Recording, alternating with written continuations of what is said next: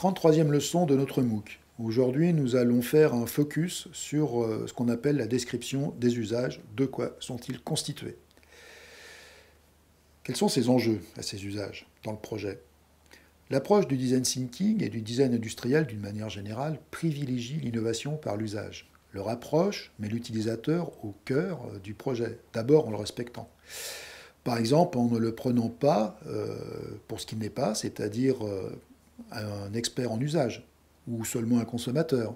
Mais en fait, ça sera quelqu'un qu'il faudra bien aller voir à un moment précis du projet. Et on l'a vu dans le projet de design thinking que nous proposons, la phase 2 est le moment privilégié donc pour échanger avec les utilisateurs pressentis.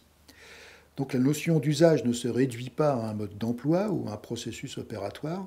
En s'adressant à un groupe humain déterminé, identifié, il intègre des pratiques culturelles partageables dans une société donnée. Autant d'éléments qu'il faut prendre en compte. Nous avions vu que la forme était caractérisée par différentes composantes. Nous allons voir qu'il en est de même pour l'usage. Et donc, nous vous proposons ce tableau donc en 5 catégories, pas seulement pour reprendre les 5 catégories de composition de la forme, mais simplement parce que nous sommes arrivés à ces 5 catégories-là, après travail avec l'équipe pluridisciplinaire d'IDEA. Donc pour essayer de comprendre l'ensemble des composantes décrivant un usage, nous vous proposons cette matrice. Donc nous voyons bien sur la première ligne horizontale 3 aspects liés à l'usage. Les aspects de sociologie, d'anthropologie et d'ergonomie. Ensuite, sur la deuxième ligne horizontale, c'est là que nous voyons les différentes catégories de facteurs déterminants. Les facteurs contextuels, les facteurs temporels, les facteurs culturels, les facteurs cognitifs et enfin les facteurs psychologiques. Nous allons essayer de détailler un petit peu davantage que ça le contenu de ces différents composants. J'ai déjà envie de vous faire réagir sur l'image centrale qui illustre l'aspect facteur culturel. Est-ce que cette image-là, eh bien, l'identification de l'usage de la prise de repas d'un déjeuner pour un occidental, par exemple du Périgord vert? Je ne pense pas. Détaillons donc ces différents facteurs. D'abord, les aspects contextuels. Il s'agit de l'environnement au sens large, c'est-à-dire pas seulement l'environnement physique ou géographique, mais aussi le contexte social, politique et économique. Ce militaire de cette illustration ne porte pas les mêmes chaussures que quand il va à la pêche, et dans sa tête, il n'y a pas les mêmes sentiments. Ensuite, au niveau des facteurs temporels, quand nous parlions de cette catégorie de composantes pour la forme, nous y avons distingué les phénomènes de mode, par exemple. Il en est de même pour les usages. Nous devons prendre en compte les évolutions d'usage générées par des ruptures technologiques ou par des usages sociaux émergents. Ils peuvent être éventuellement liés à des facteurs de mode d'usage, individuels ou collectifs. Rappelez-vous les Tamaguchi, l'éventail, jusqu'au début du 19e siècle, le téléphone portable qui a modifié beaucoup de postures sociales, voilà, Twitter, etc. Ensuite, pour les facteurs culturels, pour bien les intégrer, il suffit de poser cette question: à qui s'adresse tel mode d'usage? Prenons par exemple la fonction déjeuner, dont j'avais parlé juste avant. Il existe de profondes différences, bien sûr, entre un repas de milieu de journée pris en Afrique équatoriale, en Océanie, au Japon et en France. Ils n'ont pas la même forme, ils n'ont pas le même type d'usage, et au-delà de la fonction s'alimenter, les objectifs sociaux, symboliques, sont différents. Et pourtant, ils sont liés à l'usage. Ensuite, les facteurs cognitifs. Comprendre la fonction, le mode opératoire de l'appareil situé en face de nous et qui nous parle, ou pas, voire nous plonge dans une profonde perplexité parfois. Un petit exemple de facteur cognitif simple. Si vous réglez vos achats de barres chocolatées à un distributeur automatique, autrement dit un automate transactionnel de distribution de denrées alimentaires, vous insérez une pièce de 2 euros, montant supérieur à l'achat, après vous êtes assuré que cet appareil va être capable de vous fournir la monnaie, ce qui peut déjà représenter divers facteurs de stress. Si cette monnaie ne tombe pas juste après avoir mis la pièce de 2 euros, et si elle ne tombe pas juste sous la fente d'introduction, si cette chute n'est pas accompagnée d'une information sonore, vous avez alors peu de chances de repartir avec votre dû. En effet, il existe un schéma cognitif simple que notre cerveau utilise sans faire appel au cerveau conscient. Une pièce de monnaie que l'on lâche est immédiatement soumise à la loi de la gravité. Il est donc inutile de prendre la monnaie à gauche de l'appareil si j'ai introduit ma pièce à droite de l'appareil. Malheureusement, toutes les études prouvant le bien fondé de ces affirmations ne sont pas toujours appliquées sur les appareils auxquels vous êtes confrontés. Ensuite, les facteurs physiologiques. Ce dispositif est-il adapté à la dimension de mon corps, à sa force musculaire? Son usage répété va-t-il procurer fatigue ou stress, voire traumatisme? Par exemple, le marteau-piqueur pour ses vibrations, sa masse, ou le téléphone portable pour son supposé rayonnement électromagnétique. Donc les usages utilisent notre culture, notre sensibilité, nos habitus et presque tous nos sens. Donc les voici répertoriés ici. Donc on parle de la vue, de l'ouïe, du toucher, de l'odorat et du goût. Et selon les cultures, certains sens seront plus privilégiés que d'autres. La vue, évidemment, surtout dans nos pays occidentaux, est très très utilisée et mise en avant par rapport aux autres sens. Par rapport à l'usage, ça sera une impression générale, ça permettra de se repérer visuellement. En ce qui concerne l'ouïe, les informations sonores de fonctionnement sont vraiment essentielles. Pour le toucher, la prise en main, les sensations perçues par cette prise en main seront autant d'informations sur le mode d'usage, son bon fonctionnement et la qualité aussi de cet usage. En ce qui concerne l'odorat, les informations olfactives de fonctionnement sont parfois difficiles à gérer. Est-ce qu'un sentiment de brûler va nous rassurer sur un bon fonctionnement d'usage? Ce n'est pas certain.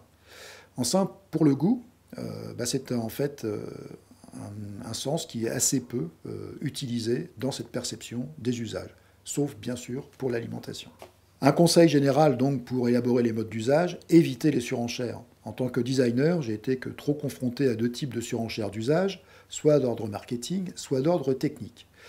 Le rôle du designer ou du chef de projet de design thinking est souvent celui du garant de la cohérence du contenu du projet, de sa forme certes, mais aussi et surtout au niveau des usages.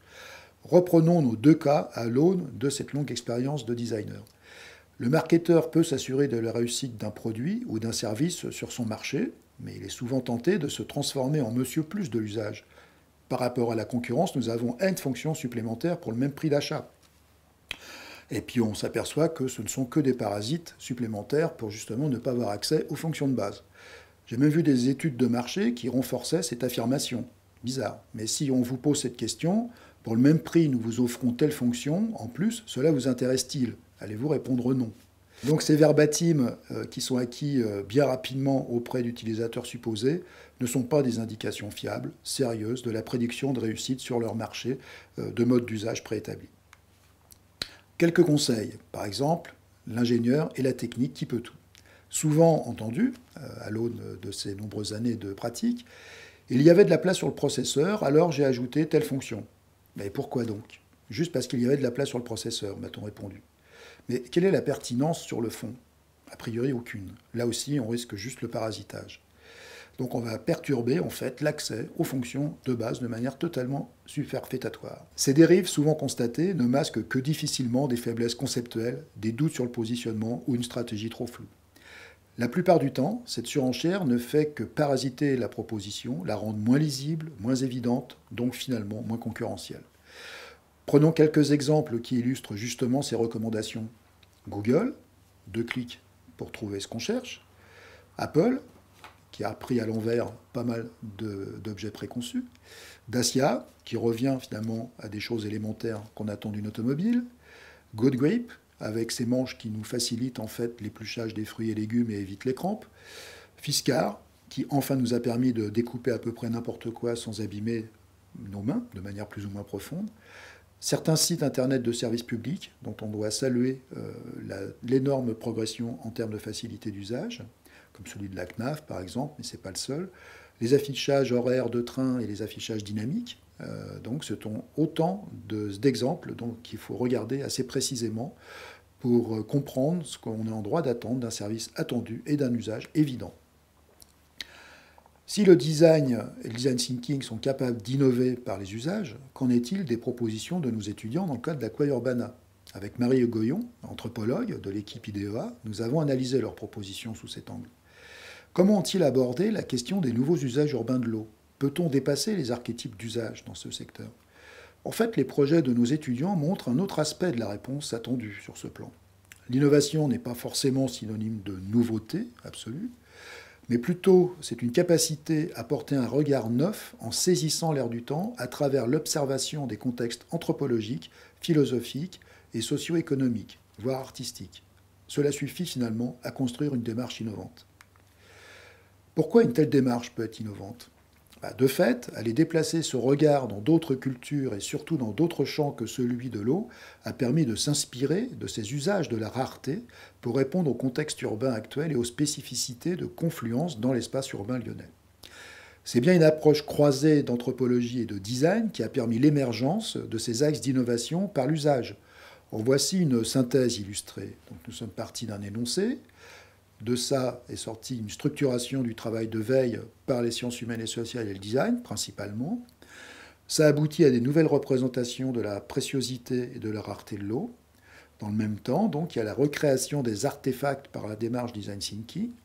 Elles sont réactivées en fait par le paradigme écologique, le développement durable et les dynamiques participatives largement utilisées par nos étudiants. Tout cela produit des réponses concrètes et innovantes au contexte urbain actuel et aux spécificités de confluence dans l'espace urbain lyonnais. Aujourd'hui, nous avons proposé un regard plus appuyé sur la notion d'usage, car vous l'avez compris, les usages sont le cœur. Il faut être honnête, structuré, positionné, attentif, pour ne pas perdre vue les objectifs du projet et les massacrer par des réflexes malheureusement trop répandus, style Monsieur Plus. Respectons l'utilisateur du début à la fin du projet.